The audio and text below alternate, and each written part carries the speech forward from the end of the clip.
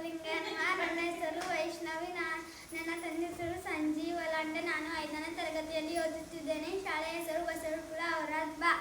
ನಾನು ಬಸವಣ್ಣರ ವಚನಗಳನ್ನು ಹೇಳುತ್ತಿದ್ದೇನೆ.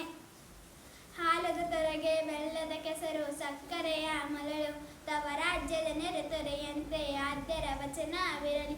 ಬೇವೆ ಬಾವಿಯ ತೋಡಿ ಉಪ್ಪು ನೀರು ಉಂಬೆನೆಂದು ವಿಧಿಯಂತೆ ಆಯ್ತೆನ್ನಬಹುದೇ ಮತಿ ಕೂಡಲ ಸಂಗಮ ದೇವ.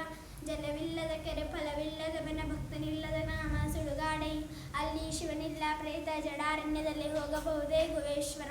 ಮಾಡಿ ಮಾಡಿ ಕೆಟ್ಟರು ಮನವಿಲ್ಲದೆ, ನೀಡಿ ನೀಡಿ ಕೆಟ್ಟರು ನಿಜವಿಲ್ಲದೆ, ಮಾಡುವ ನೀಡುವ ನಿಜಗುಣವಲ್ಲಡೆ ಕೂಡಿಕೊಂಡು ನಾವು ಕೂಡಲ ಸಂಗಮ ದೇವ. ಕಲಬೇಡ ಕೊಲಬೇಡ, ಔಷಧಿಯ ನುಡಿಯಲು ಬೇಡ, ಮುನಿಯಬೇಡ, ಅನ್ಯರಿಗೆ ಅಸಹ್ಯ ಪಡಬೇಡ, ತನ್ನ ಬಣ್ಣಿಸಲು ಬೇಡ, ಇದೆಯ ಹಳಿಸಲು ಬೇಡ. ಇದೆ ಅಂತರಂಗ ಶುದ್ಧಿ, ಇದೆ ಬಹಿರಂಗ ಶುದ್ಧಿ, ಇದೆ ನಮ್ಮ ಕೂಡಲ ಸಂಗಮ ದೇವರು ನಡೆಸುವ ಪರಿ.